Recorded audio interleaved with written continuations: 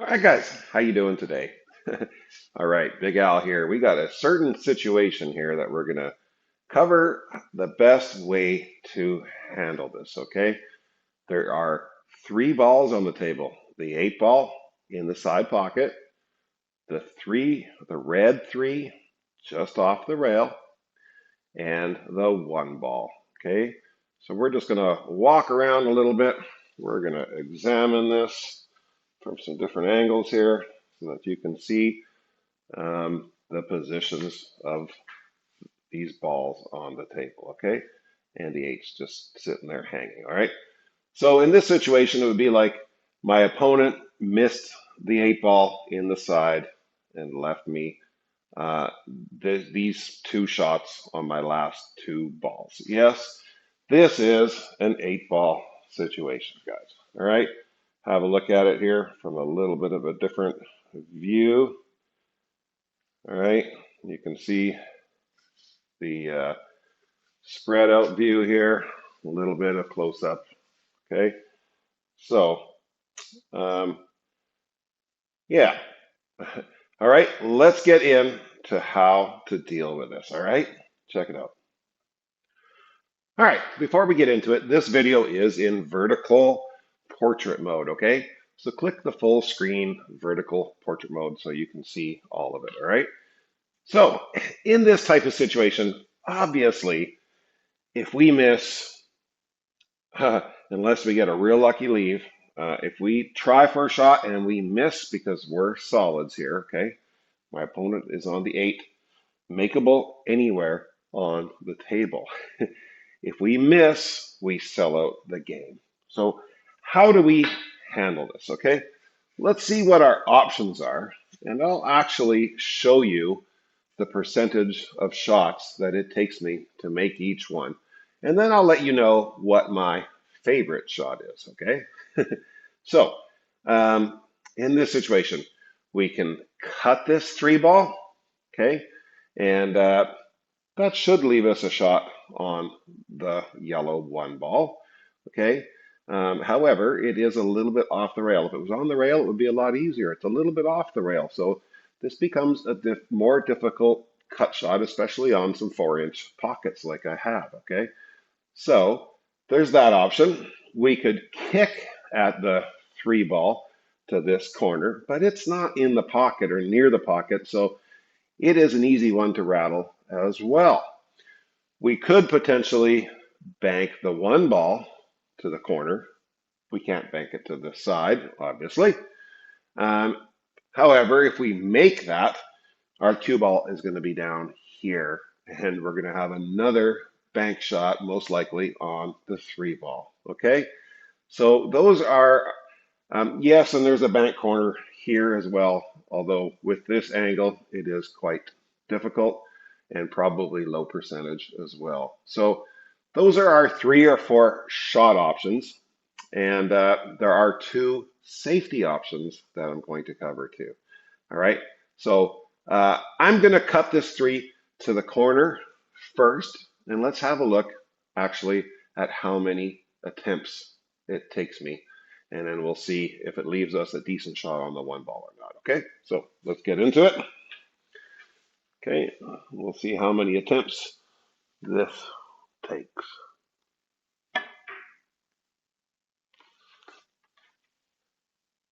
Well, we missed number one.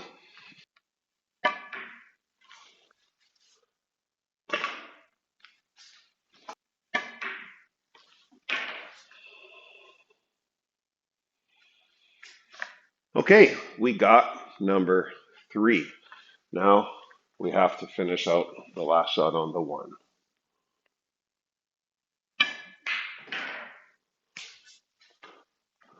Okay, so that was a 33% shot. Missed it twice, got it once, 33%. Not too bad.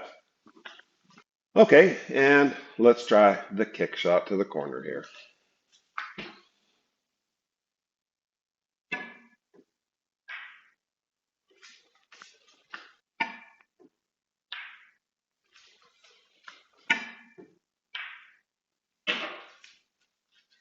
33%. We missed it twice. and we got it once. Okay, I'm not even going to cover the one bank to the corner because I'm 95% going to be on this end of the table, okay? It's possible if I jack up and do a lot of backspin with some left spin, I may be able to hit this rail and come back, but it makes the shot so difficult, it's not even worth really covering in this video, okay? So let's get into the first safety option, okay? Well, first I'll cover a quick bank shot here. It does require some inside spin to shorten up the angle, but it's pretty difficult. Let's try it. All right. So,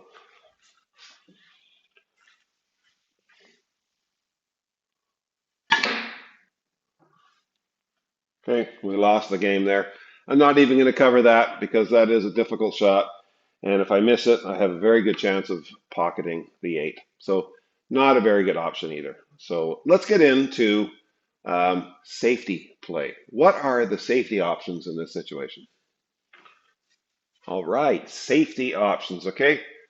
Now, what is the, in your opinion, what is the most simple safety? Okay, obviously trying to hook behind the 3 ball, it's pretty hard. Okay, trying to hook behind here is probably your best option. Now, how do we do that? Well, a lot of players are going to say, well, just thin the 3 ball here and try to go 2 rails and just come in nicely behind the 1. That is a little bit easier said than done, okay, because you tend to come up short, meaning you actually need a little bit of left spin on this so that when it hits this rail, it actually comes more towards the 1 instead of coming out this way, okay? So this is what it looks like, and if you hit it too thick, it's just not going to work, okay? So this is what it looks like with no spin, but I'm hitting it probably a little thicker, okay? All right, you see how it comes out and we sell out. Okay, so let's hit it a little thinner, but still no spin, okay? Just 1 tip above center on this.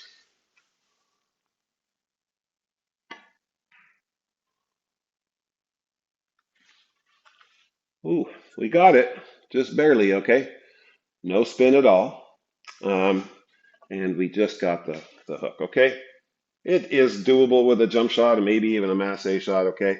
But we did get the hook, so we are going to have to make our opponent work for it at least, okay? So this time, what if we play a little bit of left spin? We try to get the weight right. As long as it has a little bit of spin on it when it hits this rail, it'll actually come towards the 1 ball instead of coming past the 1 ball short, okay? So this isn't an easy shot. Okay, so let's see if we can get the weight right with just a little bit of spin. Okay, you see we still got short there. All right, let's try that again. Okay, all right, see if we can get that spin to stay on there. Okay, so that time we had the line right, but not the weight. And we ended up contacting the 1, pushing it out of the way a little bit. We sold out.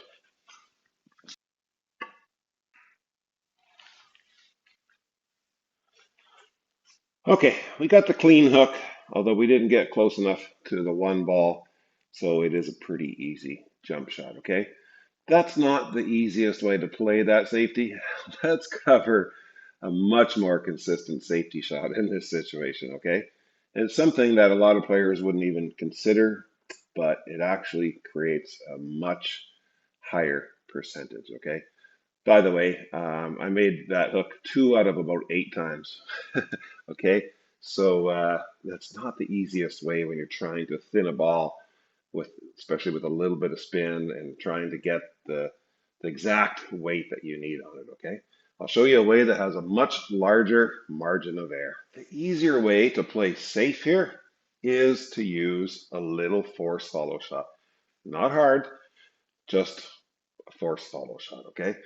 You're just going to drive it forward with some top left spin towards the one ball, okay? Bank the one, or bank the three so that it misses the one, kind of goes over here somewhere, all right? And the cue ball will just nicely go 2 rails in behind the one ball. It's best to try to get it nice and snug up to the one, so you kind of take some easy kick shots away and you take the easy jump shots away. But hey, this is what that looks like. So I'm going to be cutting it. I'm not going to hit it straight on, or I'll probably make contact with the one. So I am going to be cutting it just a little so that the cue ball naturally wants to go that way. But I also have to consider the double kiss. So you can't cut it too much or it's just going to double kiss and you sell out. Okay. So this is what this shot looks like, guys. Okay.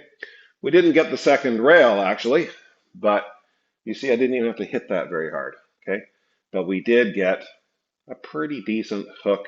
My opponent has a fairly hard kick shot because he's pretty close to the rail, or she is close to the rail. And it's also a fairly hard jump shot because you only have about 2 to 3 inches there. Now, the best case scenario is just getting that frozen right snug up to the one ball. Okay, check it out.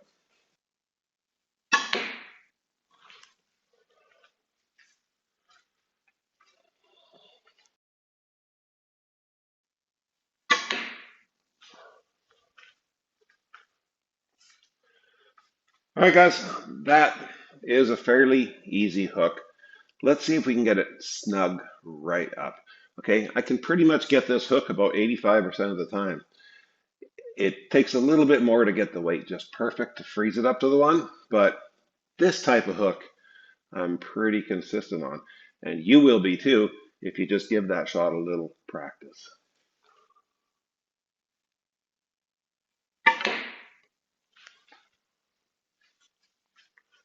All right, so now that's what I call a safety. All right, froze it up really nice to that one ball.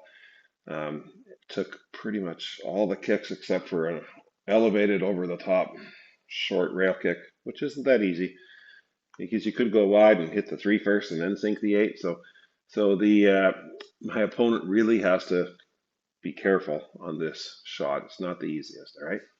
Okay, and one last possibility on this situation is actually calling this corner. It is a very low percentage shot, but you can kind of do a two-way shot. You can go for the safety and the bank just in case you make the three to the corner.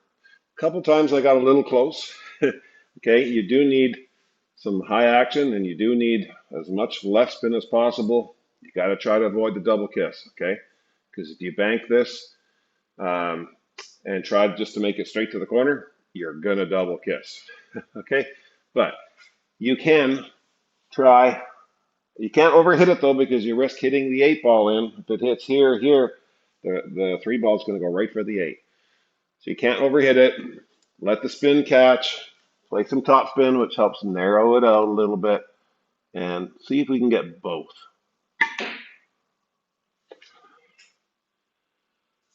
Okay, we got this one. And you see if we hit it any harder, we would have been in trouble. It is very difficult to make it there, but you never know. It possibly could. And I suppose I might have had a shot to the corner on the one ball there. So, and like I said, any harder and I would have lost the game. Okay, so you can do the two-way shot, go for the safety or the shape, and call the ball. Generally speaking, it's better to commit to one than the other because if you chase two rabbits, both are going to get away. Okay, but it's not such a bad idea. Even like in 10 ball, it's always worth calling, almost always worth calling a pocket just in case, because it's better to have control over the table on the next shot in case you do make it than to not have control. Of course, unless you're completely hooked and completely screwed. But yeah, anyways, that is a possibility doing a two-way shot. Hey, let's look what happens if my opponent, if I get the hooks and what my opponent would do, okay? Let's check that out just for kicks and giggles. Okay, guys, so what if we hooked our opponent. What would he or she do? Okay, this is the easiest hook safety. Of course, it's better to get right here, but that is a little bit more weight sensitive. And if you're a little bit off on the weight, a little bit too hard, you knock the one ball out. So this is an easy one. I can do this shot 85%, maybe even 90% of the time. So high percentage, although you do leave either a kick or a jump shot, okay? So I actually like using my full cue. It's a breaker, it's not even a jumper, okay? I like using a sidearm on this so I'm not straining my neck and my shoulder. All right, so let's just get this set up here and pop it in just like it had eyes, okay? All right, so that's what um, I would do if I was the opponent that safety got played on. Not everybody can make that shot, but if you're playing somebody good, they probably are going to get out there. Okay, so uh, it's always a risk when you're playing a safety. If your opponent makes a nice shot, they're going to get out. You have to weigh out the risks and the percentages. Okay, let's look at a different one here. Okay, we're a little closer now. All right, so we're just over half an inch, maybe 3/4 of an inch. Um, Yeah, so there's a couple kick shots here, okay? But can you still jump it? Yeah, it's pretty easy. Check it out. All right, let's just get the line right, get the pop, and we put it in there, all right? Quite easy.